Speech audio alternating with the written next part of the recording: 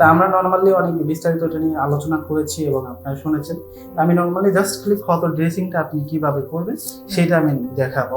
এবং এই ক্ষেত্রে কিন্তু আপনার হাইজিন মেনটেন করাটাও কিন্তু জরুরি, ঠিক আছে। এমার্জেন্সি যদি পরিস্থিতি হয়, এমার্জেন্সি যদি অবস্থা হয়, সেক্ষেত্রে কিন্তু ভিন্ন ব্যাপার। আগে আপনাকে কি করতে হবে, যে ক্ষতটা হয়েছে সে জায়গাটা কি ব্লিডিং কন্ট্রোল করতে হবে। তারপর আপনার যখন ব্লিডিং কন্ট্রোল হবে, তারপর আপনি ক্ষত ড্রেসিং করার ক্ষেত্রে ভাববেন, ঠিক আছে। আচ্ছা, তা নর্মালি যখন আপনি ক্ষত ড্রেসিং করতে যাবেন, সেক্ষেত্রে আপনার হাইজিন মেনটেন করতে হবে, মাস্ক বা গ্লাভস পরবেন এবং কি করবেন যে আপনার প্রয়োজনীয় যে ইনস্ট্রুমেন্টগুলো আছে সেগুলো কি হাইজিন মেনটেন করবেন। এবং কি কি নেবেন আমি একটু বলে দিচ্ছি। যেমন আপনার প্রথমে নর্মাল সেলাইন, যেটাকে ক্লিন করার জন্য, ঠিক আছে। এরপর ধরেন আপনার গজ লাগবে, রোলার ব্যান্ডেজ লাগবে, তারপর হলো আপনার কি মাইক্রোপোর যদি প্রয়োজন হয় লাগতে পারে, তারপর পবিসক বা ভাইরিন লাগবে, ঠিক আছে। এরপর আপনার এটা আবার ঢেলে ব্যবহার করার জন্য দুইটা গালিপট নিতে হবে, ঠিক আছে। এরপর হলো যে আর্টারি ফোর্সেতে আপনি স্টিপের মতো বানিয়ে নেবেন আগে থেকেই। এবার বলগুলোকে কেটে কেটে বা আপনার সাইজ অনুযায়ী যতটুকু যেটা যেভাবে প্রয়োজন সেটা করে নেবেন। সব কিছুকে আপনি অ্যারেঞ্জ করে নেবেন সুন্দর করে, ঠিক আছে। তারপর হলো কি রোগীর কাছে যেয়ে আপনি ড্রেসিংটা করবেন। আচ্ছা, শুরুতেই আমি কি করব, জায়গাটাকে কি করব, নর্মাল স্যালাইন যেটা থাকবে জায়গাটাকে কি ক্লিন করব।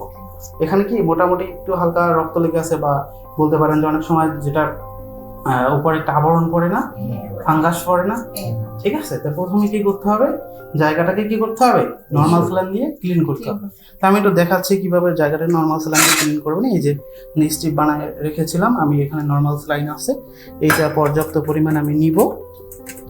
নেওয়ার পরে কি করব, জায়গাটাকে কি ক্লিন করব। একটা বিষয় বলে রাখি এই ক্ষেত্রে, যে আপনি পাশ থেকে যেখান থেকেই ধরেন না কেন, এটাই একভাবেই একবার রাউন্ড করে উঠে ফেলবেন। দ্বিতীয়বার এরকম ঘষাঘষি করা যাবে, কি করা যাবে না, ঘষাঘষি করা যাবে।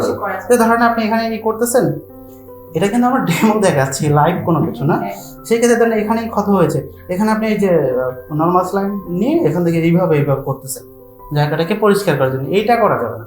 নর্মালি আপনি 5 থেকে 10 মিনিট সার্কেল করে ঘুরে উঠাই ফেলবেন, বুঝতে পারতেছেন। এরপর আবার দ্বিতীয় আরেকটা স্ট্রিপ নেবেন বা এইভাবে গজ নিয়ে তারপর আবার পরিষ্কার করবেন। একবারই এরকম সার্কেল করে উঠাবেন, দ্বিতীয়বার এটা আর কি ব্যবহার করবেন না। কারণ আপনি এটা কি জন্য করতেছেন, মানে ইনফেকশন কন্ট্রোল করার জন্য এটা করতেছেন না, যাতে করে এখানে ধরুন ইনফেকশন না হয়, কোনো কিছু না হয়, সেটার জন্য করতেছেন না। ফলে আপনাকে এটা প্রপার ওয়েতে মেনটেন করার জন্য আপনাকে কি করতে হবে, এটা একবারই ব্যবহার করবেন, ঠিক আছে। এই যে এটা জাস্ট সার্কেল, আপনি মাছ থেকে ধরলেন, এটা সার্কেল করে এভাবে উঠে ফেললেন, বুঝতে পারছেন। এইটা কতক্ষণ পর্যন্ত করবেন, যদি একটু ফাঙ্গাস থাকে তাহলে ওইটা কি না ওঠা পর্যন্ত, লাল একটা আবরণ না আসা পর্যন্ত আপনি নর্মাল স্যালাইন দিয়ে এইভাবে কি ক্লিন করবেন, বুঝতে পারতেছেন আমার কথা। আচ্ছা, ক্লিন করার পরে ধরেন আমি নর্মাল স্যালাইন দিয়ে জায়গাটা কি সুন্দরভাবে ক্লিন করে ফেললাম। তারপর আমি কি করব, যে আমার জায়গাটা একটু হালকা একটু শুকানোর সময় দিলাম। তারপর আমি আবার আরেকটা স্ট্রিপ নিয়ে আমি এখানে যে আমি গালিপটা কি নিয়েছিলাম, পবিসক বা ভায়োলিন যেটাই বলি না কেন আমরা, বিভিন্ন কোম্পানি বিভিন্ন নাম থাকে, সেটা নিয়ে সুন্দর করে জায়গাটা কি লাগিয়ে দেওয়া, বুঝছেন। সুন্দর করে কি আমি জায়গাটা লাগিয়ে দিলাম। দেওয়ার পরে আমি কি করব, যে এখানে এই যে গজ ভাঁজ করে রেখেছি, এটা আমি গজটাকে এইভাবে দিয়ে এখানে উপরে আমার প্রয়োজন অনুযায়ী যতটুকু প্রয়োজন গজটা দিয়ে দেওয়ার পরে আমি উপর থেকে এই যে রোলার ব্যান্ডেজ আছে না আমাদের, রোলার ব্যান্ডেজ দিয়ে কি করব, এটাকে গজ দিয়ে রোলার ব্যান্ডেজ করে দেব, বুঝতে পারছেন। তাহলে প্রথমে আমি কি করব বলেন, প্রথমে আমি কি করব, আমার হাইজিন মেনটেন করব। এটা কিন্তু এমার্জেন্সি পরিস্থিতির ক্ষেত্রে না, যেটা কারণ রক্ত হচ্ছে ওই অবস্থায় কিন্তু না। এটা হলো আমরা যখন মানে রক্ত বা সবকিছু হয়ে যাবে, বা তারপর নর্মালি প্রতিদিন ড্রেসিং করার ক্ষেত্রে। আচ্ছা, এই জন্য কি প্রথমে আমার হাইজিন মেনটেন করতে হবে, ঠিক আছে। হাইজিন মেনটেন করার ক্ষেত্রে আমি হ্যান্ড গ্লাভস, মাস্ক বা প্রয়োজনীয় যা যা প্রয়োজন সেটা পরে নেব। এবং আমার যে ইনস্ট্রুমেন্টগুলো আছে কি কি লাগবে বলছিলাম, সেগুলো আমি কি গুছিয়ে নিয়ে আসছি। এবং রোগীর কাছে এসে আমি প্রথমে কি নর্মাল স্যালাইন দিয়ে ক্লিন করবো জায়গাটা সুন্দরভাবে, তারপর ভায়োলিন বা পবিসক লাগিয়ে দেবো।